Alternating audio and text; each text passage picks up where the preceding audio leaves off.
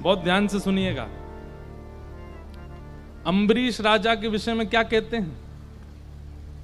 सप्तद्वीप के राजा हैं, इनके पास ना तो धन की कमी है, ना श्री की कमी है, ना संपत्ति की कमी है, ना भोग विलास की कमी है। लेकिन अम्बरीश राजा का एक बहुत विशेष गुण यहां भागवत जी में बताया गया। क्या? कोई भी काम है, कोई बहुत बड़ा राजा मिलने के लिए आया है तो कहते हैं मंत्री जी आप जाकर के मिल लीजिए, समझ लीजिए क्या कहना चाहते हैं।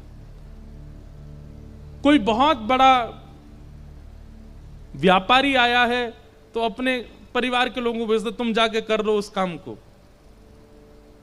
लेकिन इतने बड़े राजा होने के बाद भी यहां पर लिखा है करौ हरेर मंदिर मार्जनादिशु, सारी क्रियाओं को अपने परिवार और अपने सेना को बांटते हैं, लेकिन ठाकुर जी की निज सेवा खुद करते हैं।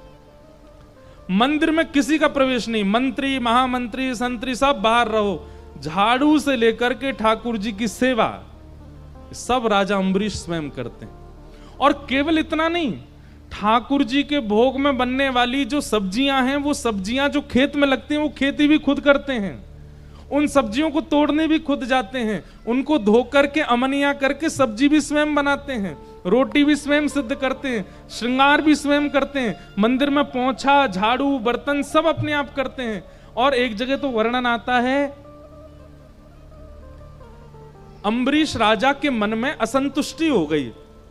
कैसी? मैं अभी सेवा में कोई चूक कर रहा हूं, राजा हैं पर सुबह केवल एक बार मुकुट पहनते हैं, पूरी दुनिया को दिखा देते हैं एक बार सभा में, फिर उसके बाद मुकुट उतार करके और स्वाफी वगैरह कमर पर बांध करके और बिल्कुल सेवक बन करके अपरस में सेवा में चले जाते हैं ठाकुर जी की में। एक दिन अम्बरीश राजा के मन में आया कि मुझसे सेवा में कुछ तो छूट रहा है।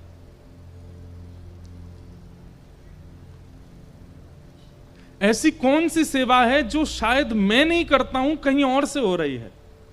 और तभी उनके मन में क्या आया?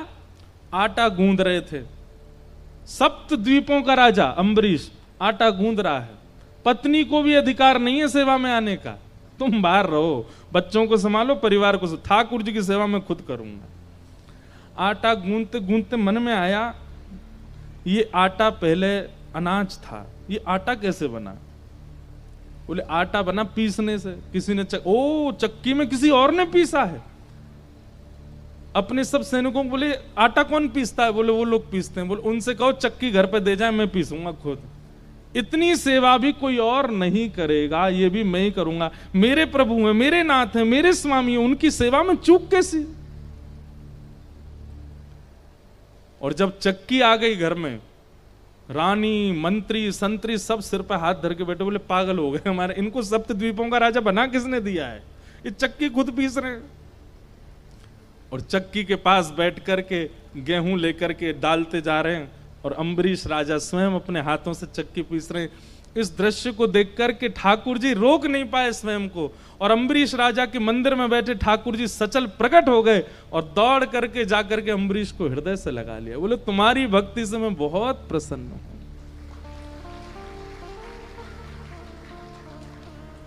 तुम्हारे पास क्या कमी है? अरे कोई एक नगर का राजा होता, एक देश का राजा होता, तुम सप्तद्वीपों के राजा हो। तुम्हारी भ्रकुटी टेढ़ी करने पर देवता भी हिल जाते हैं और तुम यहां चक्की पीस रहे हो मेरी सेवा के लिए।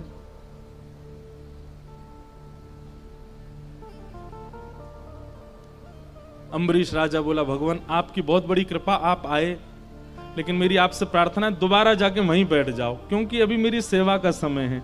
मुझे चक्की पीस करके आटा निकाल के गूंद के रोटी बना के भोग लगाना है, भोग में विलंब हो जाएगा, बाद में मिलिएगा मुझसे आगे, पहले जाओ। मतलब ठाकुर जी प्रकट हो गए, उससे प्रसन्न हैं, लेकिन अपनी सेवा नहीं छोड़ रहे हैं। ऐसे सेवा अम्बरीश राजा की। श्रीमद् भागवत में उनको भक्त राज कहा गया है। एक दिन अम्बरीश राजा चक्की पीस रहे थे, जेठ का महीना, भयंकर गर्मी, तो अम्बरीश को पसीने आ गए। अब अपने पसीने नहीं पहुंच रहे हैं, क्यों? क्योंकि कहीं एक बूंद भी गिर गया आटे में तो सेवा खंडित हो जाएगी। तो अपना मुख दूर करके ऐसे चक्की पीस रहे थे। इतने में ही अम्बरीश राजा को लगता बड़ी ठंडी ठंडी हवा आ रही है और हवा में चंदन की सुगंधी, इत्र की सुगंधी, केसर की सुगंधी आ रही है। अम्बरीश राजा ने नेत्र खोल करके देखा तो ठाकुर जी बगल में खड़े अपनी पीतांबरी से हवा कर रहे थे। अम्बरीश राजा की,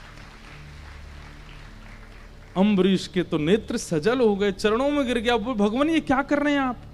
ये आपको शोभा नहीं देता है। आप परमात्मा हैं, आप भक्त की सेवा नहीं कर सकते। तब भगवान कहते हैं अहम भक्त पराधीन। अम्बरीश, तुमने कभी विचार किया कि तुम सप्त द्वीपों के राजा हो और पूरा दिन मेरी सेवा में रहते हो? सप्त द्वीपों का संचार कैसे होता है? जब भक्त अपना संपूर्ण मुझे निवेदित कर देता है तो फिर उस भक्त का जीवन कैसे चलेगा?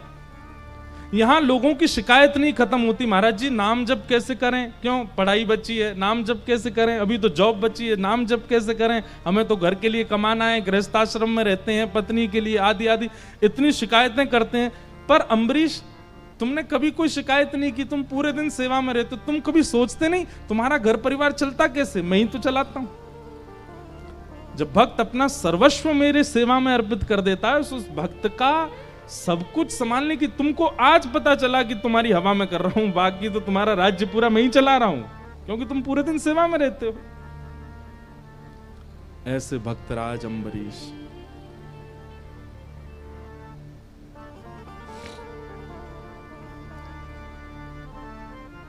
अद्भुत। आप नहीं, इससे तो हमें भी मन में आना चाहिए। हम भी अपने गिरधर लाल जी को लिए घूमते हैं सब जगह, कई सेवा ऐसी वो हम नहीं करते, श्रृंगार कर देते हैं, बाकी तो आरती की सेवा किसी और की, शयन की सेवा किसी और की, भोग की सेवा किसी और की। क्या सेवा? बस श्रृंगार करके पूरा श्रेय ले लेते हैं, हम करते हैं सेवा। पर ठाकुर जी की एक एक सेवा, एक एक भाव अपने हाथों से हो, तभी तो ठाकुर जी प्रसन्न होंगे। बुरा नहीं मानिएगा, आजकल माताएं अपने बालकों की सेवा के लिए एक माता जी और रखती हैं, वही गोदी में लेके चलेंगी, वही दूध पिलाती हैं, वही सेवा करती हैं, वही सुलाती हैं, वही उसको सब जगह करती हैं, सब क्रिया, बस श्रेय लेने को। कौन की? इतनी सुंदर लाली को मेरी है, अरे मेरी लाली आ जा। कई बार तो मैंने देखा वो बालक अपनी मां की गोद में ही रोते हैं, उनके पास जाना है जो सेवा हमारी करते हैं। अरे ये बहुत रो रही है, शांत नहीं हो रही। अरे तुम्हारी बेटी है, तुमसे ही नहीं हो रही। हम ठाकुर जी की सेवा बता रहे हैं मंच पे बैठ के, हाँ अपने खुद की संतानों की सेवा नहीं होती मां से। ठाकुर जी की सेवा तो बहुत दूर की बात है। आप लोग इधर उधर मत देखो, ये सब उसको ढूंढ रहे हैं जिसने अपनी बच्चों की सेवा करवाई किसी से। देख देख देख, तेरे लिए कह रहे हैं महाराज जी।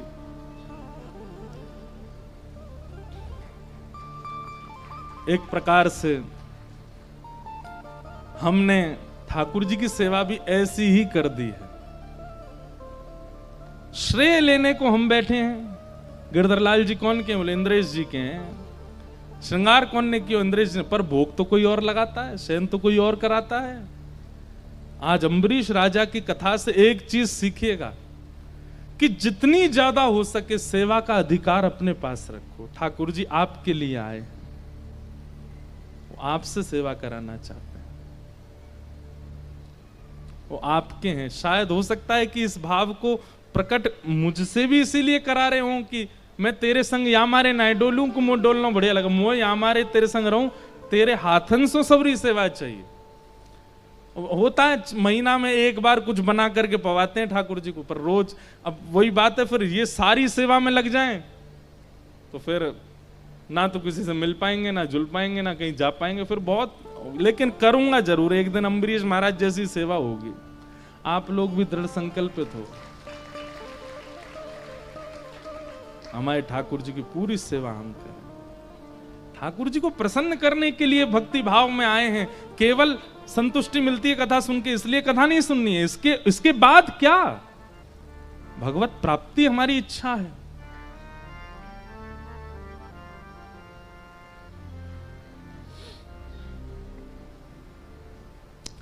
अम्बरीश महाराज वो एकादशी व्रत करते थे, कथा पता होगी सबको। थोड़े थोड़े आगे आ जाओ, बिना उठे नेक नेक खिसक के आओ। अम्बरीश राजा एकादशी व्रत करते थे और आपका नियम था कि आप समय पंचांग देख करके द्वादशी कब लग रही है तभी पारणा करते थे।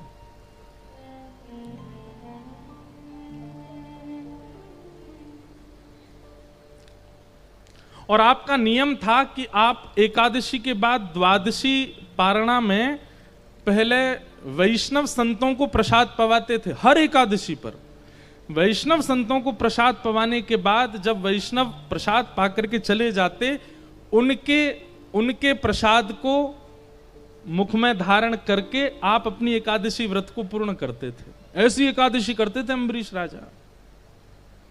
इसीलिए कहा अम्बरीशो महाभाग, महाभागवत। एक तो होते हैं भागवत, इनका नाम है महाभागवत। सामान्य एकादशी नहीं है। वैष्णव भक्तों को प्रसाद पवा करके उनके फिर प्रसादी ग्रहण करके एकादशी व्रत की पूर्ति, ये उनका प्रत्येक एकादशी का नियम है। आज एकादशी व्रत के पारणा में प्रसाद पाने के लिए भृगु ऋषि आए और साथ में अपने हजारों शिष्यों को लेकर के आए हैं।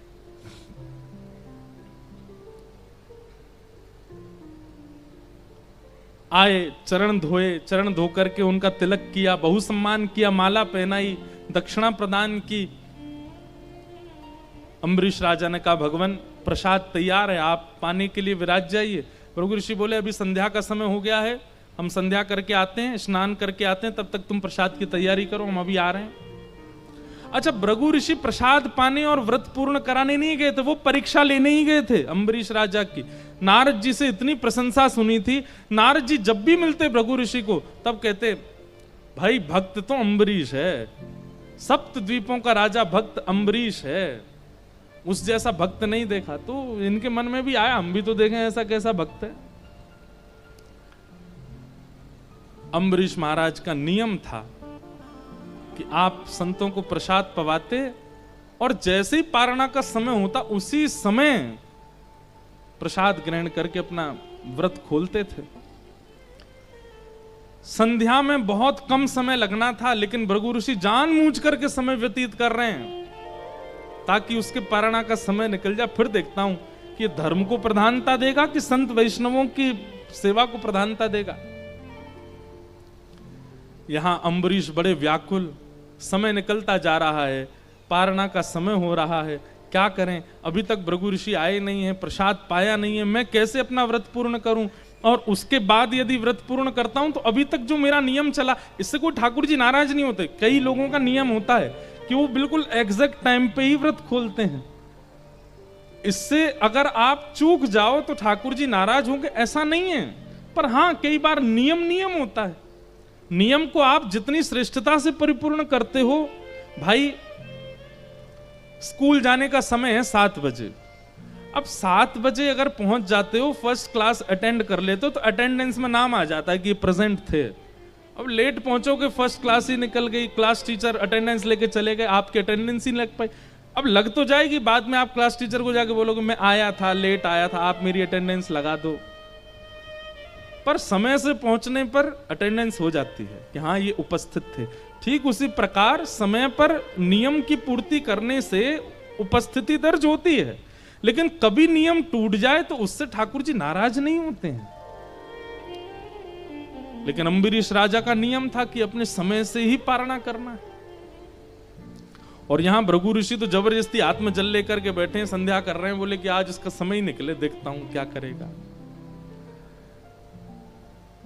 2-4 मिनट रह गए थे, वशिष्ठ ऋषि के चरणों में जाकर के प्रणाम किया, अपने गुरुदेव को प्रणाम करते हुए अम्बरीश राजा बोले भगवान कुछ बताइए ना, भृगु ऋषि आए प्रसाद पाने लेकिन अभी तक आए नहीं है और मेरे पारणा का समय हो गया, मैं क्या करूं, मेरा नियम टूट जाएगा। मेरे नियम में मुझे कुछ समृद्धि या उपलब्धि नहीं चाहिए, केवल भगवत दर्शन का नियम रखा है मैंने। मैं इस नियम को इसलिए पालन करता हूं ताकि ठाकुर जी मेरे हो जाएं बस। और कहीं ये नियम टूट गया तो ठाकुर जी मेरे होने में दिक्कत ना हो जाए। वशिष्ठ ऋषि बोले देखो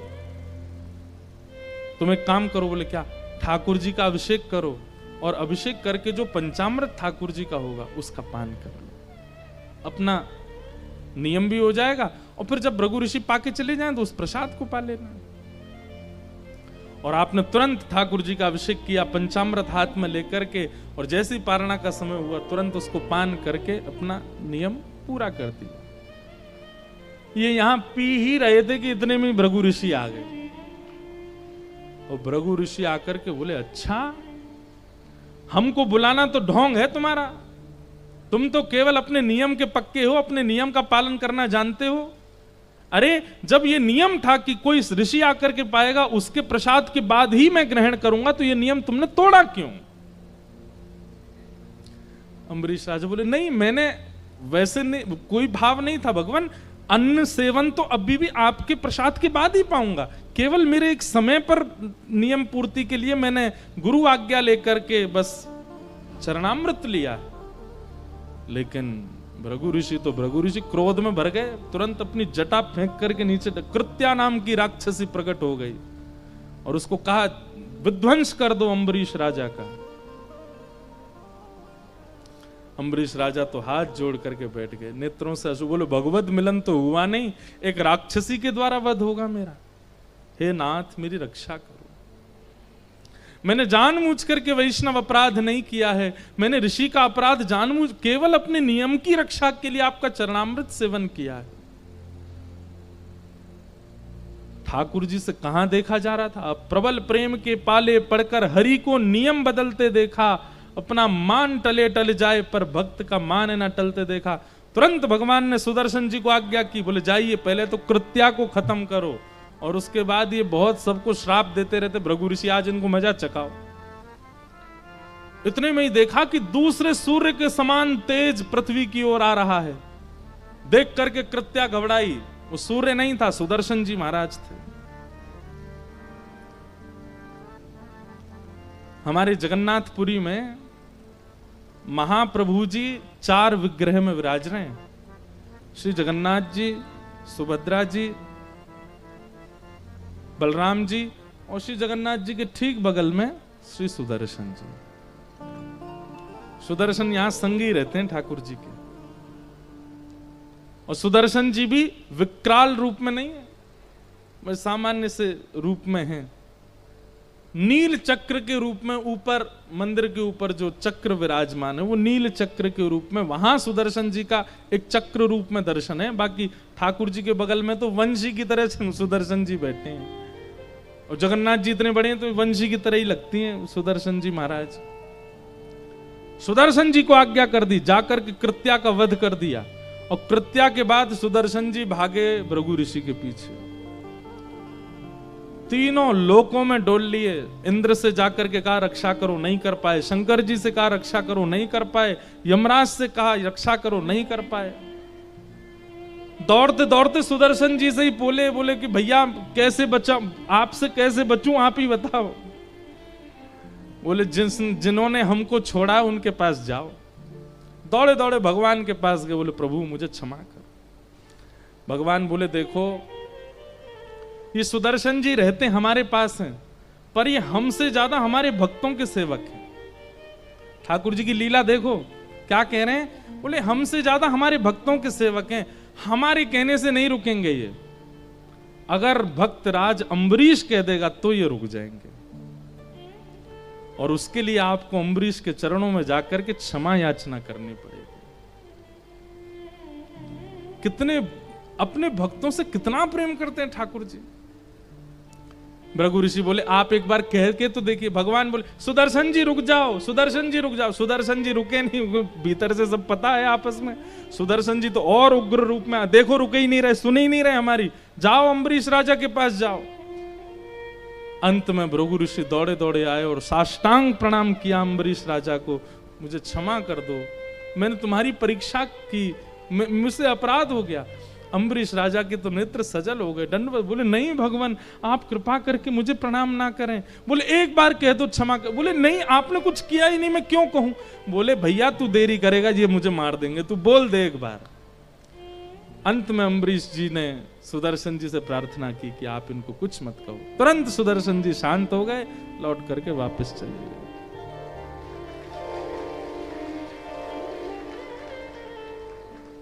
भृगु ऋषि के चरण धोए।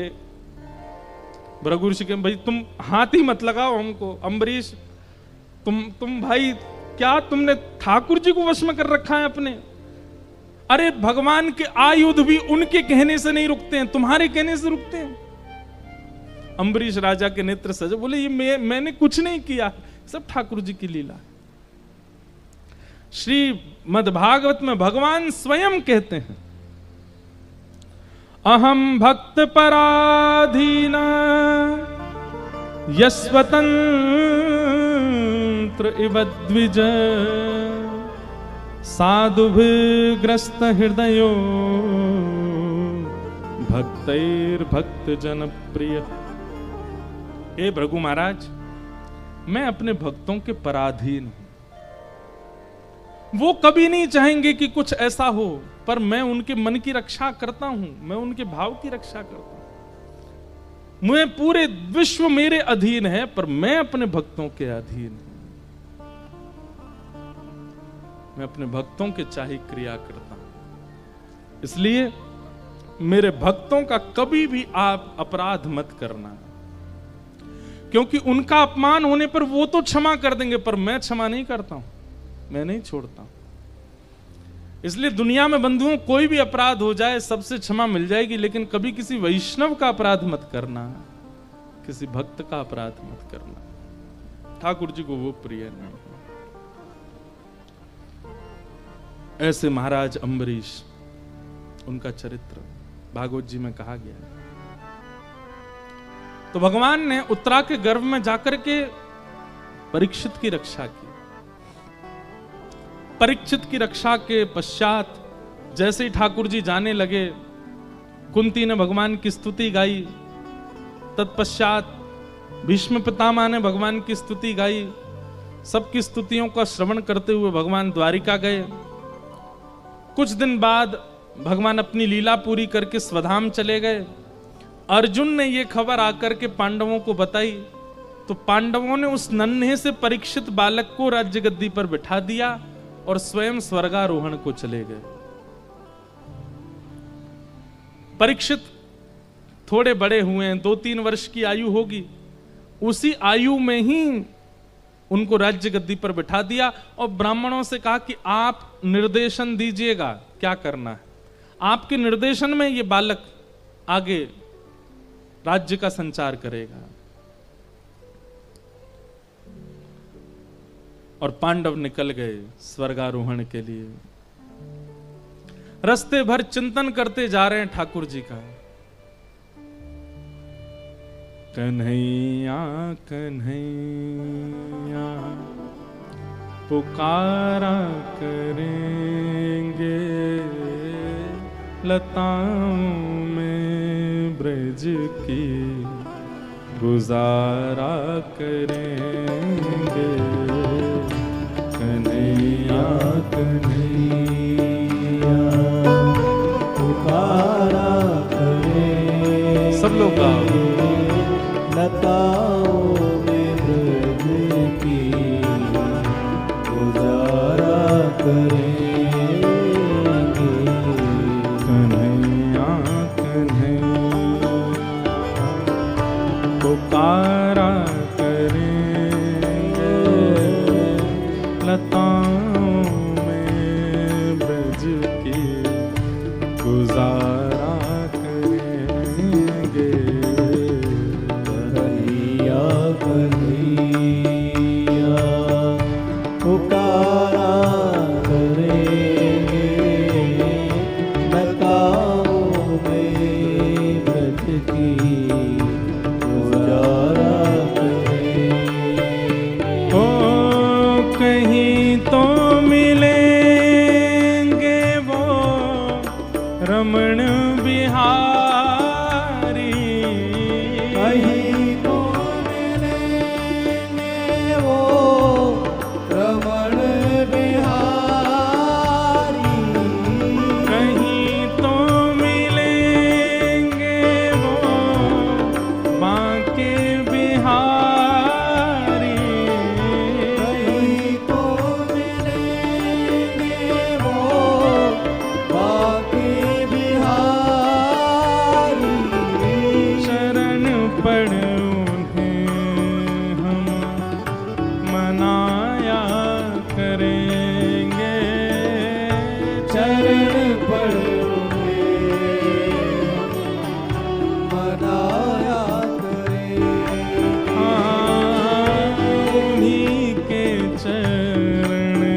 चित लगाया करेंगे, उन्हीं के चरण चित लगाया करेंगे। गाइए भाव से, कन्हैया कन्हैया पुकारा करेंगे, लताओं में ब्रज के गुजारा कन्हैया कन्हैया पुकारा करेंगे, लताओं में ब्रज की गुजारा करेंगे। श्री जगन्नाथ महाप्रभु की रहो।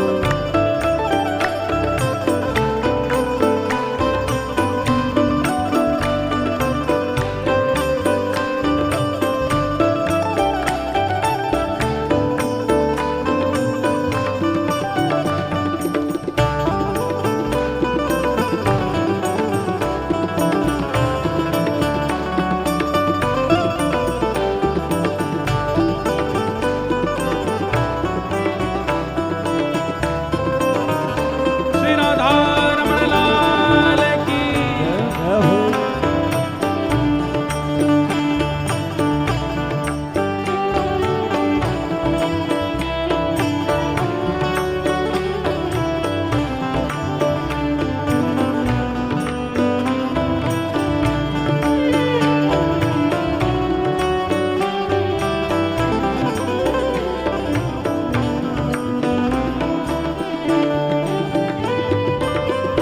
बना करके हृदय में हम प्रेम मंदिर, बना करके हृदय में हम प्रेम मंदिर, बना करके हृदय में हम प्रेम मंदिर, बना करके हृदय में हम प्रेम मंदिर, ओ वहीं उनको झूला झुलाया करेंगे, वहीं उनको झूला झुलाया करेंगे। वहीं उनको झूला झुलाया करेंगे, वहीं उनको झूला झुलाया करेंगे। कन्हैया कन्हैया पुकारा करेंगे, लताओं में ब्रज की गुजारा करेंगे।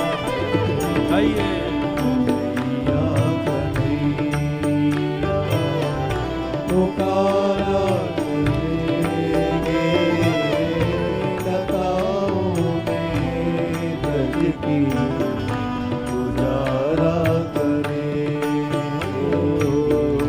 कन्हैया कन्हैया पुकारा करेंगे, लताओं में ब्रज की गुजारा करेंगे। कन्हैया कन्हैया पुकारा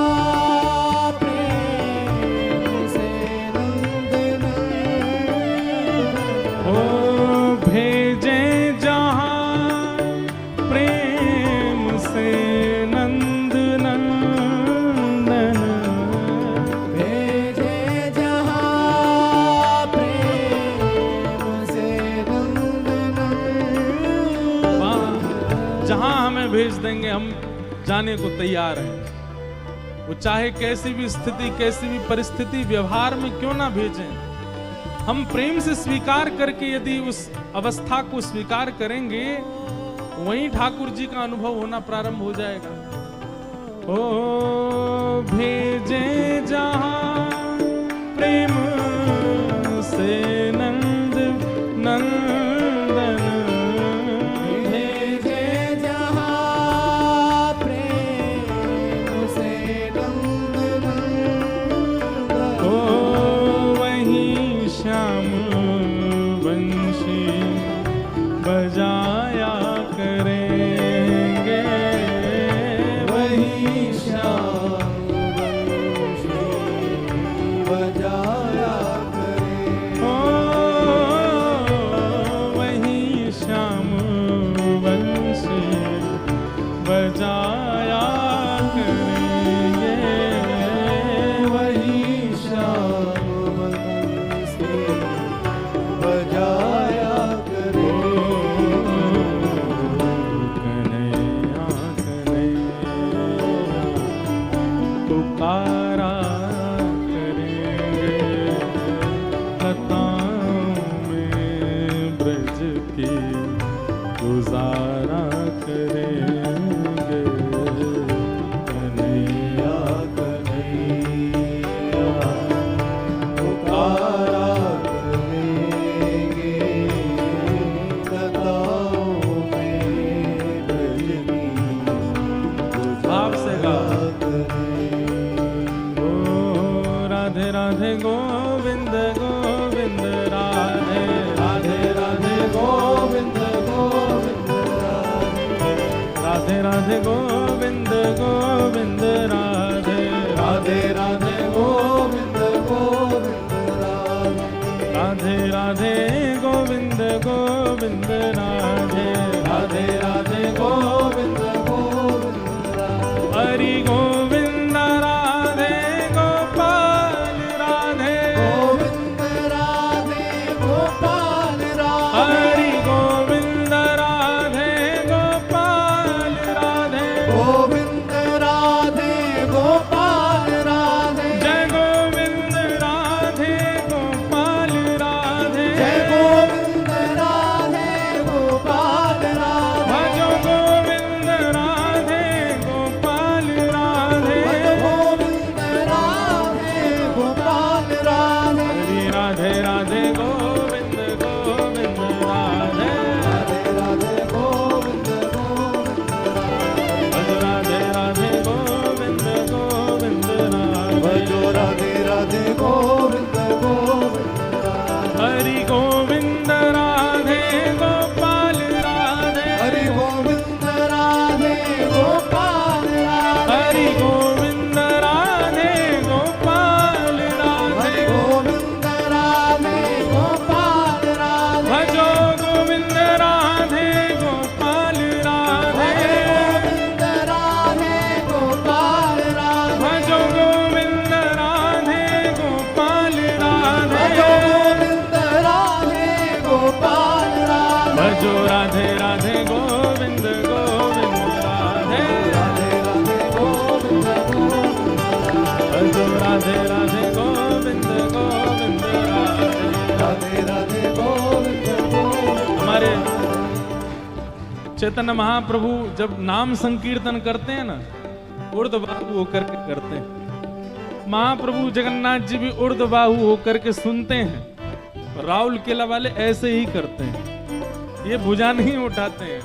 अरे भुजा उठा करके प्रेम भाव से ऊर्ध्वबाहु होकर के राधे राधे गोविंद गोविंद राधे राधे राधे गोविंद गोविंद भजो राधे गोविंद गोविंद राधे राधे राधे गोविंद गोविंद भजो गोविंद राधे गोपाल राधे भज गोविंद राधे गोपाल राधे हरि गोविंद राधे गोपाल भज राधे गोविंद राधे गोपाल राधे हरि गोविंद राधे गोपाल राधे गोविंद राधे गोपाल राधे हरि गोविंद राधे गोपाल राधे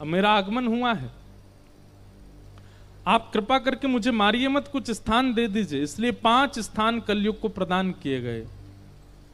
द्यूतम पानम स्त्रियः सूना यत्रा धर्मश्चतुर्विधः पुनश्च याचमानाय जात रूप मदात प्रभु। ये 5 कलयुग के स्थान हैं। सबसे पहला स्थान जुआ, दूसरा स्थान मद्यपान और भक्ष सेवन, तीसरा स्थान पर स्त्री पर पुरुष संग, चौथा स्थान हिंसा और 5वां स्थान है बिना परिश्रम के कमाया गया धन। इन 5 स्थानों पर कलयुग का निवास है। अगर इन 5 में से कहीं भी आपका प्रवेश है तो कलयुग के चपेटे में आने से आपको कोई नहीं रोक सकता। और इन 5 स्थानों में यदि आज तक आप कहीं प्रवेश कर चुके हैं और अब निकलना चाहते हैं तो केवल एक आश्रय है, नाम। ठाकुर जी का नाम ही आपको वहां से निकाल सकता है। जैसे कई बार आपका अपराध नहीं था लेकिन फिर भी आपको पुलिस ने पकड़ लिया, पकड़ करके आपको ले गई, बोले कि चलो जेल की हवा खानी पड़ेगी। तभी आपने क्या कहा, बोले एमएलए जो हैं वो हमारे चाचा जी लगते हैं। अच्छा बात कराओ। जैसे ही आपने बात कराई तो क्या हुआ, अच्छा जी सर अभी छोड़ रहे हैं, तुरंत छोड़ दिया।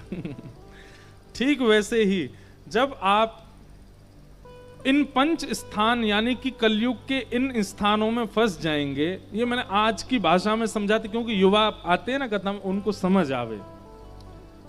द्यूतम यानी कि जुआ। आजकल आपको पता नहीं, आप लोग तो कथा में बैठे हैं इसलिए हमको लगता है कि जुआ कौन ही खेलता होगा, पर इतनी मात्रा में जुआ खेलते हैं लोग। हमें क्रिकेट बहुत अच्छा लगता है और मैं खेलता भी हूं, लेकिन उसमें एक ही चीज हमको पीड़ा देती है कि वहां पर भी ये सब चलता है। जहां जुआ आ जाता है वहां पर फिर कलयुग का प्रवेश निश्चित हो जाता है। द्यूतम। दूसरा पानम। आप अपनी जीव पर यदि ऐसी कोई भी वस्तु धारण करते हैं जो जीव के लिए नहीं बनी है, मदिरा पान, भक्ष सेवन आदि आदि, ये सब जो भी जीव के रसायन हम लोग ले रहे हैं केवल अपने स्वाद के लिए, इन सब के सेवन से कलयुग का प्रभाव होता है। और कलयुग का प्रभाव क्या है, बुद्धि भ्रष्ट कर देता है, बुद्धि भ्रष्ट हो जाती है। द्यूतम पानम। फिर तीसरा आता है परिस्त्री पर पुरुष संग, उसमें भी कलयुग का निवास है। चौथा स्थान आता है वे वजह की हिंसा।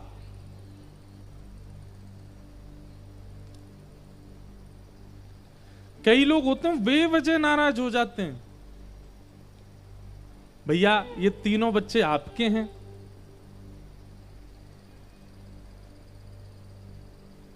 बस इसी बात पे ही नाराज हो गए। 4 होते तो तू क्या कर लेता।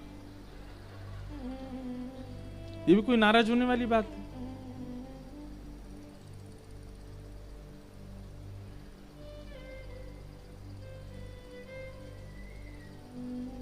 ऐसी ऐसी बातों पे लोग नाराज, ये कलयुग का प्रभाव होता है कि जो नाराज ना होने वाली बात पे भी नाराज हो जाते हैं।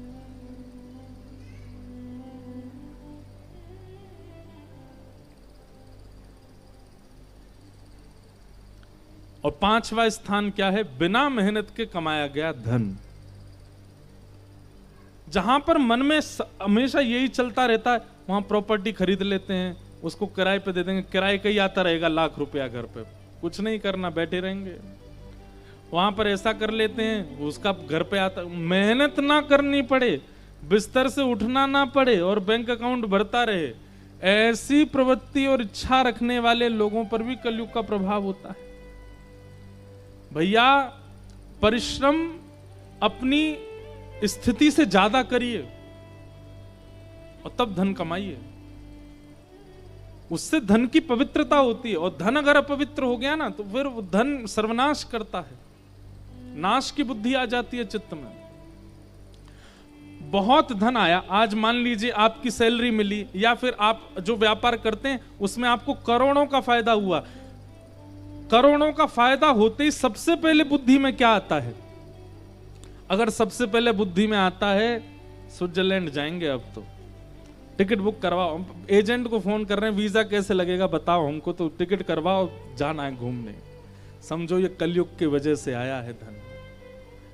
और जैसे ही धन का लाभ होते ही मन में पहली विचारधारा क्या आती है, महाप्रभु जगन्नाथ जी का महाप्रसाद अर्पित करेंगे, ध्वजा जी अर्पित करके आएंगे, वृंदावन जाएंगे, संत सेवा करके आएंगे, गोवर्धन की परिक्रमा लगाए, अकेले नहीं लगाएंगे, अपने सब रिश्तेदारों को लेकर के जाएंगे, खूब बढ़िया परिक्रमा लगा के आएंगे, इतना बढ़िया फायदा हुआ है इसको ठाकुर जी की सेवा में लगा। ऐसी विचारधारा आ रही है चित्त में। मतलब अब मैं तो अपनी योग्यता से थोड़ा बहुत बता रहा हूं, सीधी बात, धन की बढ़ोतरी पर आपका चित्त किस स्थान पर जाता है, उससे पता चलता है कि आपका धन जो आया है वो कलयुग के प्रभाव से आया है या सामान्य। और ये केवल यही नहीं है, सामान्य बात होती है, बच्चा पास हो गया, फर्स्ट रैंक आती है, पार्टी कब दे रहा है, और पार्टी के रूप में क्या बोल रहा है, बोल घर में कीर्तन होगा आ जाना, तो समझो कि भाई भगवत कृपा, तो श्याम बाबा का कीर्तन हो रहा है, ठाकुर जी का कुछ उत्सव हो रहा है, उत्सव करेंगे, उत्सव में आ जाना, महाप्रसाद बनाएंगे, घर पे केला के पत्ता पे बढ़िया परोसेंगे, आ जाना, तो समझो कि भगवत कृपा है। मतलब अपने जीवन में आने वाली हर स्थिति को आप भगवत संबंध से जोड़ते हो तो ठाकुर जी कृपा है। लेकिन कहीं भी उसमें विषय भावना के प्रति इच्छा प्रकट होती है तो वो धन कलयुग के प्रभाव से आया है। एक व्यक्ति के अकाउंट में गलती से 50 लाख रुपए आ गए, हमारी कथा कराई उसने, और जब मैं उनके घर गया, अंतिम दिन बोले महाराज जी हमारे घर चलो, तो जब मैं घर गया तो घर जाकर के देखा वो किराए के कमरे में रहते हैं। मैं सच में इतना भावुक हो गया चित्त से, मैंने कि चाहते तो एक घर बना लेते अपना, चाहते तो अपने लिए कर लेते कुछ अच्छा, पर नहीं, भगवत सेवा के प्रति भावना बहुत अच्छी बात। तो 5 स्थानों से बचिए, द्योतम पानम स्त्रिय सूना और जात रूप मदात प्रभो, बिना मेहनत के कमाया गया धन। 5 स्थान दे करके राजा परीक्षित स्वयं भटक गए, शमीक ऋषि का अपमान कर दिया, श्रृंगी ने 7 दिन में मरने का श्राप दे दिया। राजा परीक्षित को 7 दिन में मरने का श्राप लगा, अपने पुत्र जन्मेजय को राज्य गद्दी पर बिठा करके स्वयं गंगा के तट पर चले गए। वहां अनेक संतों ने आकर के राजा परीक्षित को अनेक विधान बताए मुक्ति प्राप्ति के, लेकिन नई को मुनिर्यस्य वच प्रमाण, किसी ने प्रमाण नहीं दिया कि ये क्रिया करने से तुमको मुक्ति मिली जाएगी। तभी वहां पर श्री शुकाचार्य जी का आगमन हुआ। तत्रा भवद भगवान व्यास पुत्रो यदिच्छयागामटमानो न परीक्ष अलक्षलिंगो निजलाभ तुष्टो प्रतश्च बालैरवधूत भेष। तभी उस स्थान पर श्री शुकाचार्य जी का आगमन हुआ और सुखदेव जी महाराज ने आकर के राजा परीक्षित को भागवत की कथा सुनाई। राजा परीक्षित ने कहा 7 दिन में मरने की मुक्ति का उपाय बताइए। बोले मुक्ति नहीं, भक्ति मांगो। मुक्ति का मतलब होता है मृत्यु के बाद भगवान का दर्शन, और भक्ति का मतलब होता है जीते जी भगवान का दर्शन। तुम मुक्ति की कामना मत करो राजन, मृत्यु के बाद हमारे पास प्रमाण है कि किसको वैकुंठ में दर्शन हुए। सब लोग इधर देखो, आपने सूरदास जी का चरित्र सुना, क्या सूरदास जी ने मृत्यु के बाद भगवत दर्शन किया? नहीं, जीवित अवस्था में किया। हम लोग मीराबाई का चरित्र सुनते हैं, जीवित अवस्था में ठाकुर जी का दर्शन होता है। हम लोग चैतन्य महाप्रभु का चरित्र सुनते हैं, हम लोग कर्मेती बाई, कर्माबाई का चरित्र सुनते हैं। सबने जीवित अवस्था में भगवत दर्शन किया, तो फिर हमारे चित्त में यह स्थिति क्यों है कि मृत्यु के पश्चात ही भगवत दर्शन होना चाहिए? नहीं, जीवित अवस्था, और वो संभव केवल भागवत से है। भागवत ऐसा निर्माण कर देगी, भागवत ऐसे चित्त वृत्ति बना देगी कि जीवित अवस्था में भगवत साक्षात्कार संभव है।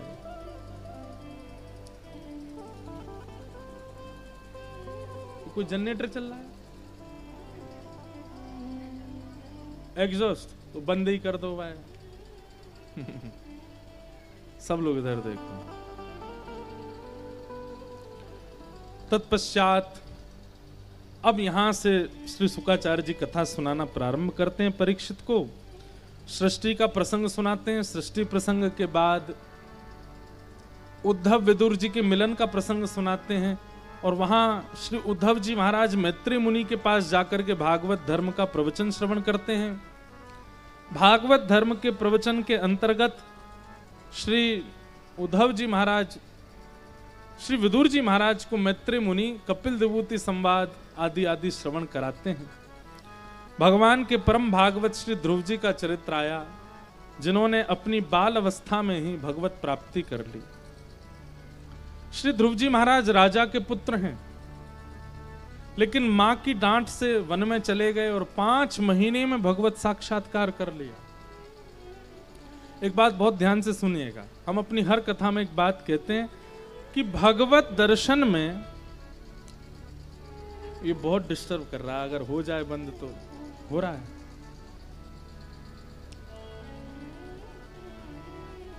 बहुत सावधानी से सुनो। उद्धव जी महाराज, अब इधर देखो, आप क्यों हो रहे हो, आप तो सुनो। हमको क्योंकि विचार करके बोलना पड़ता है ना, अपने आप भाव आते हैं तो फिर वो जा रहे हैं, इसलिए हम बोल रहे हैं, वैसे कोई दिक्कत नहीं। ध्रुव जी महाराज को 5 महीने में ठाकुर जी मिले। वहीं हम सुनते हैं कि श्री कर्दम ऋषि को 1000 वर्ष में भगवान मिले। सबरी को सैकड़ों साल में भगवान मिले। और यहां हमको सुनाई देता है कि ध्रुव जी महाराज को 5 महीने में ठाकुर जी मिल गए। और श्रीमद् भागवत में कथा आती है, एक महापुरुष को तो 2 घड़ी में भगवान मिल गए। 2 घड़ी 45 मिनट में। इसका मतलब क्या है? ठाकुर जी का कोई प्रोसेस एग्जैक्ट क्यों नहीं है कि कितना टाइम लगता है उनको मिलने में। कहीं पर 1000 साल निकल जाते हैं, कहीं पर 5 महीने में मिल जाते हैं, कहीं पर 2 घड़ी में ही मिल जाते हैं। और सुनो, 1000 साल बाद में छोड़ो, 2 घड़ी बाद में छोड़ो, 100 साल बाद में छोड़ो, परीक्षित, उसका तो जन्म ही नहीं हुआ, गर्भ में ही भगवान मिल गए, गर्भ में ही चले गए भगवान।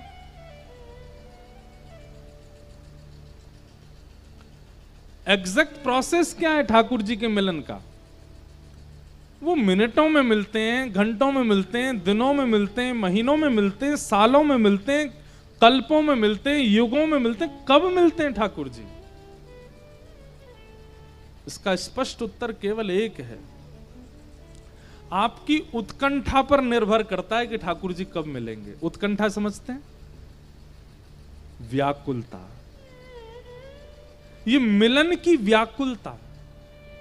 मीराबाई कहती हैं, दर्शन को मोहे चाव घनेरो, दर्शन को मोहे चाव घनेरो, कब मिल मीत सवेरा, ओ कब मिल मीत सवेरा।